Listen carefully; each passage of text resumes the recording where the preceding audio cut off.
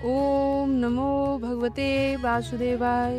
श्रीमद्भागवत महापुराण षष्ठ स्कंद पहला अध्याय अजामिलोपाख्यान प्रारंभ। राजा परीक्षित ने कहा, भगवान आप पहले द्वितीय स्कंद में निवृत्ति मार्ग का वर्णन कर चुके हैं तथा यह बतला चुके हैं कि उसके द्वारा अर्चिरादि मार्ग से जीव कर्मस्य ब्रह्मलोक में पहुँचता है और फिर ब्रह्मा के साथ मुक्त हो जाता है। मुनिवर, इसके सिवा आपने उस प्रवृत्ति मार्ग का भी द्वितीय स्कंद में भली भांति वर्णन किया है, जिससे त्रिगुणमय स्वर्ग आदि लोकों की प्राप्ति होती है और प्रकृति का संबंध न छूटने के कारण जीवों को बार बार जन्म मृत्यु के चक्र में आना पड़ता है। आपने यह भी बताया है कि अधर्म करने से अनेक नरकों की प्राप्ति होती है और पांचवें स्कंद में उनका विस्तार से वर्णन भी किया। चौथे स्कंद में आपने उस प्रथम मनवंतर का वर्णन किया जिसके अधिपति स्वयंभव मनु थे। साथ ही चौथे और पांचवें स्कंद में प्रियव्रत और उत्तानपाद के वंशों तथा चरित्रों का एवं द्वीप वर्ष समुद्र पर्वत नदी उद्यान और विभिन्न द्वीपों के वृक्षों का भी निरूपण किया। भूमंडल की स्थिति, उसके द्वीप वर्षादि विभाग, उनके लक्षण तथा परिणाम, नक्षत्रों की स्थिति, अतल वितल आदि भू विवर, सात पाताल और भगवान ने इन सब की जिस प्रकार सृष्टि की उसका वर्णन भी सुनाया। महाभाग, अब मैं यह सुनना चाहता हूँ जिसके अनुष्ठान से मनुष्य को अनेकानेक भयंकर यातनाओं से पूर्ण नरकों में न जाना पड़े। आप कृपा करके उसका उपदेश कीजिए। श्री सुखदेव जी ने कहा, मनुष्य मन, वाणी और शरीर से पाप करता है। यदि वह उन पापों का इसी जन्म में प्रायश्चित न कर ले तो मरने के बाद उसे अवश्य ही उन भयंकर यातना पूर्ण नरकों में जाना पड़ता है, जिनका वर्णन मैंने तुम्हें पांचवें स्कंद के अंत में सुनाया है। इसलिए बड़ी सावधानी और सजगता के साथ रोग एवं मृत्यु के पहले ही शीघ्र से शीघ्र पापों की गुरुता और लघुता पर विचार करके उसका प्रायश्चित कर डालना चाहिए। जैसे मर्मज्ञ चिकित्सक रोगों का कारण और उनकी गुरुता लघुता जानकर झटपट उनकी चिकित्सा कर डालता है। राजा परीक्षित ने पूछा, भगवान, मनुष्य राजदंड, समाज दंड आदि लौकिक और शास्त्रोक्त नरक गमन आदि पारलौकिक कष्टों से यह जानकर भी कि पाप उसका शत्रु है, पाप वासनाओं से विवश होकर बार बार वैसे ही कर्मों में प्रवृत्त हो जाता है, ऐसी अवस्था में उसके पापों का प्रायश्चित कैसे संभव है? मनुष्य कभी तो प्रायश्चित आदि के द्वारा पापों से छुटकारा पा लेता है, कभी फिर उन्हें ही करने लगता है। ऐसी स्थिति में समझता हूँ कि जैसे स्नान करने के बाद धूल डाल लेने के कारण हाथी का स्नान व्यर्थ हो जाता है, वैसे ही मनुष्य का प्रायश्चित करना भी व्यर्थ ही है। श्री सुखदेव जी ने कहा, वस्तुतः कर्म के द्वारा ही कर्म का निर्वीज नाश नहीं होता, क्योंकि कर्म का अधिकारी अज्ञानी है। अज्ञान रहते पाप वासनाएं सर्वथा नहीं मिट सकती। इसलिए सच्चा प्रायश्चित तो तत्व ज्ञान ही है। जो पुरुष केवल सुपथ्य का ही सेवन करता है, उसे रोग अपने बस में नहीं कर सकती। वैसे ही परीक्षित, जो पुरुष नियमों का पालन करता है वह धीरे धीरे पाप वासनाओं से मुक्त हो कल्याणप्रद तत्व ज्ञान प्राप्त करने में समर्थ होता है। जैसे बांसों के झुरमुट में लगी आग बांसों को जला डालती है, वैसे ही धर्मज्ञ और श्रद्धावान धीर पुरुष तपस्या, ब्रह्मचर्य, इंद्रिय दमन, मन की स्थिरता, दान, सत्य, बाहर भीतर की पवित्रता तथा यम एवं नियम, इन 9 साधनों से मन, वाणी और शरीर द्वारा किए गए बड़े से बड़े पापों को भी नष्ट कर देते हैं। भगवान की शरण में रहने वाले भक्तजन जो बिरले ही होते हैं, केवल भक्ति के द्वारा अपने सारे पापों को उसी प्रकार भस्म कर देते हैं जैसे सूर्य कोहरे को। परिचित, पापी पुरुष की जैसी शुद्धि भगवान को आत्म समर्पण करने से और उनके भक्तों का सेवन करने से होती है, वैसी तपस्या आदि के द्वारा नहीं होती। जगत में यह भक्ति का पंथ ही सर्वश्रेष्ठ, भय रहित और कल्याण स्वरूप है, क्योंकि इस मार्ग पर भगवत परायण सुशील साधुजन चलते हैं।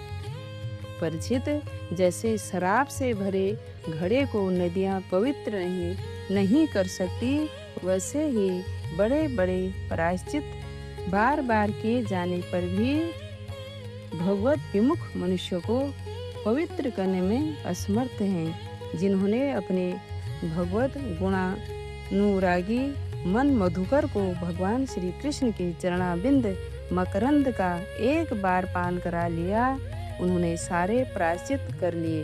वे सपने में भी यमराज और उनके पासधारी दूतों को नहीं देखते। फिर नरक की तो बात ही क्या है। परिचित, इस विषय में महात्मा लोग एक प्राचीन इतिहास कहा करते हैं। उसमें भगवान विष्णु और यमराज के दूतों का संवाद है। तुम मुझसे उसे सुनो, सावधान सुनो। कान्य कुंज नगर कन्नौज में एक दासी पति ब्राह्मण रहता था। उसका नाम था अजामिल। दासी के संघर्ष से दूषित होने के कारण उसका सदाचार नष्ट हो गया था। वह पतित कभी बटोइयों को बांधकर उन्हें लूट लेता, कभी लोगों को जुए के छल से हरा देता, किसी का धन धोखा धड़ी से ले लेता तो किसी का चुरा लेता।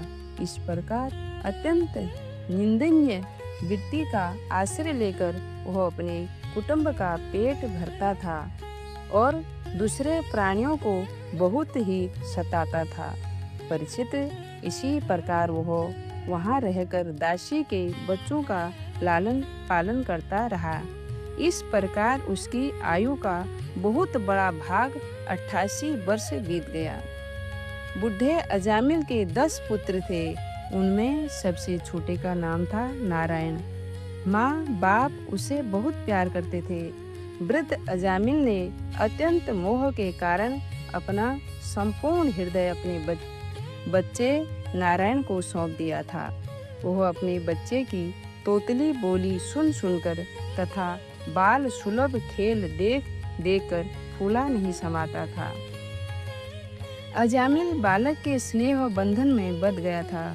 जब वह खाता तब उसे भी खिलाता, जब पानी पीता तो उसे भी पिलाता। इस प्रकार वह अतिशय मूढ़ हो गया।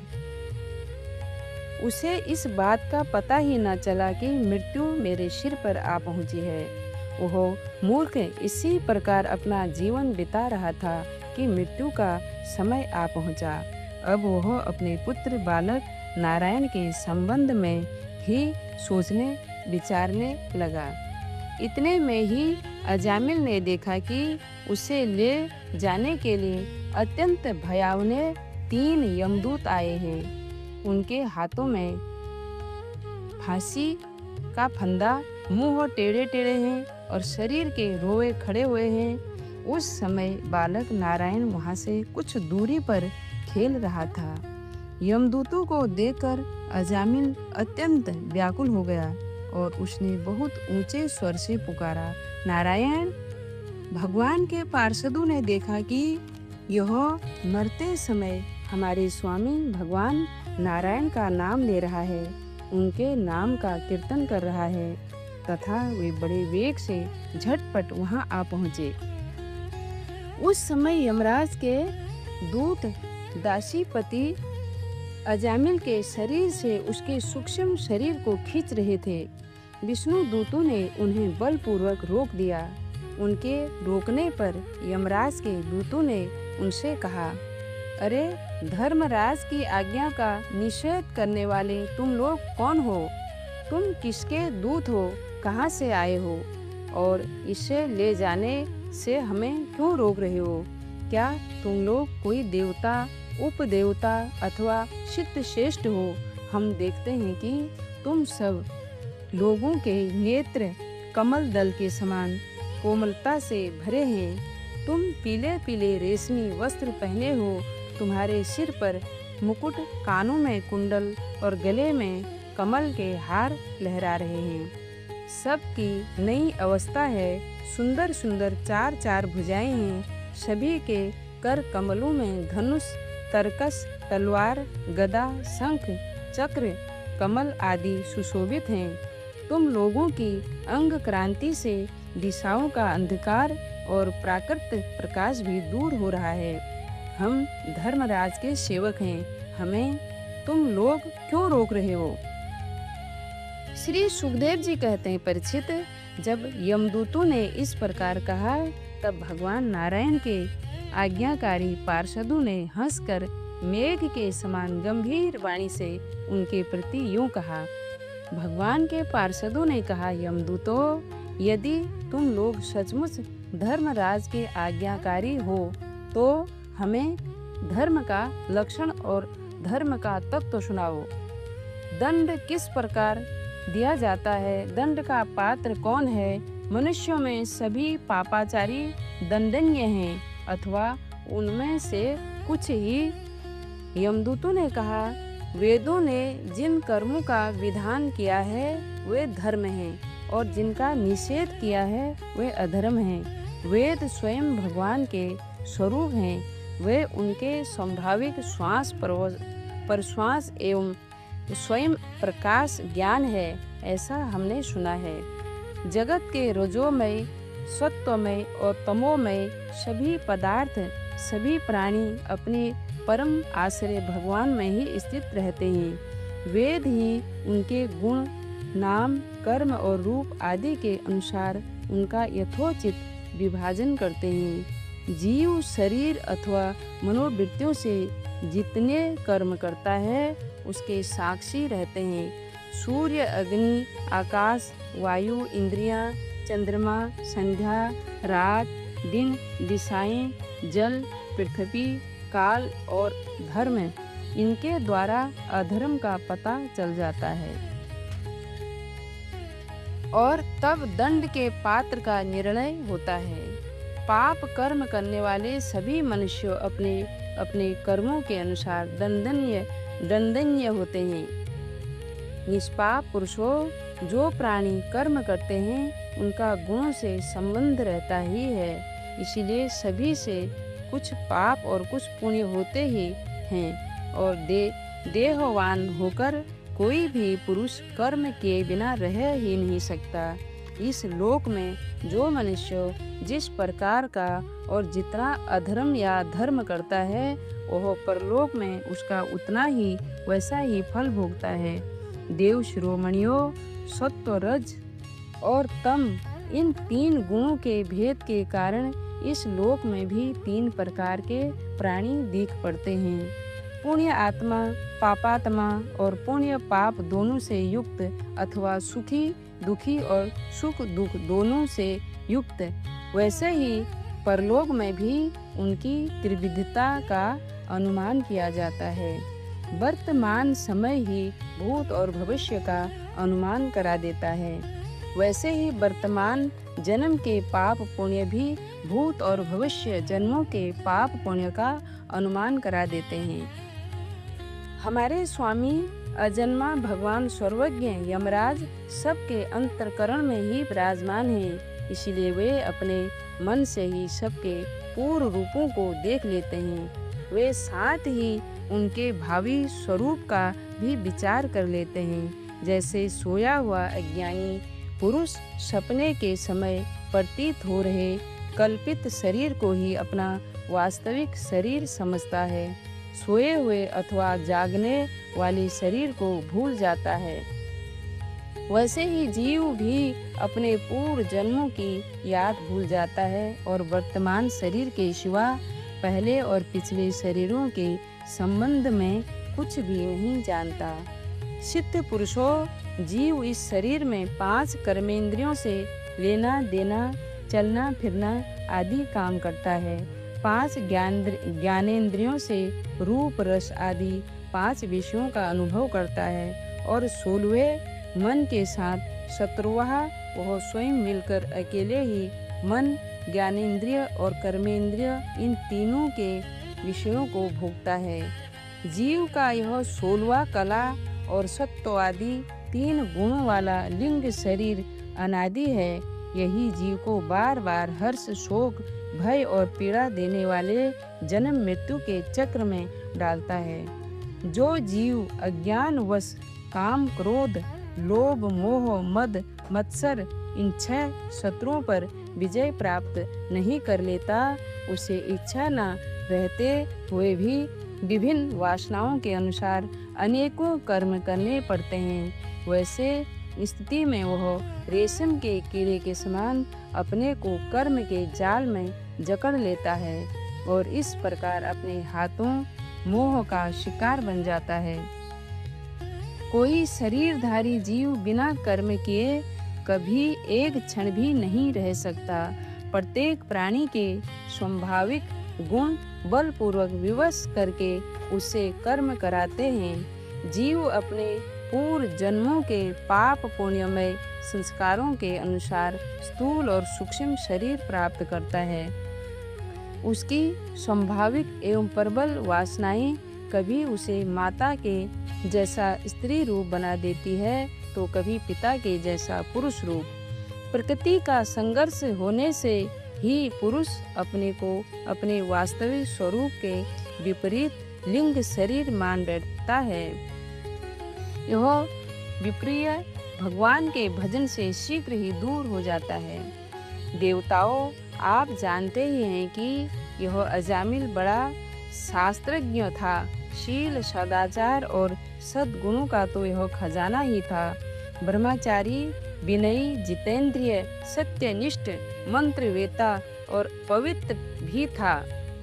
इसने गुरु, अग्नि, अतिथि और वृद्ध पुरुषों की सेवा की थी। अहंकार तो इसमें था ही नहीं। यह समस्त प्राणियों का हित चाहता, उपकार करता, आवश्यकता के अनुसार ही बोलता और किसी के गुणों में दोष नहीं ढूंढता था। एक दिन यह ब्राह्मण अपने पिता के आदेशानुसार वन में गया और वहां से फूल, फल, समिधा तथा कुश लेकर घर के लिए लौटा। लौटते समय इसने देखा कि एक भ्रष्ट शूद्र जो बहुत कामी और निर्लज है, शराब पीकर किसी वैश्या के साथ विहार कर रहा था। वैश्या भी शराब पीकर मतवाली हो रही थी। नशे के कारण उसकी आंखें नाच रही थी। वह अर्धनंग अवस्था में हो रही थी।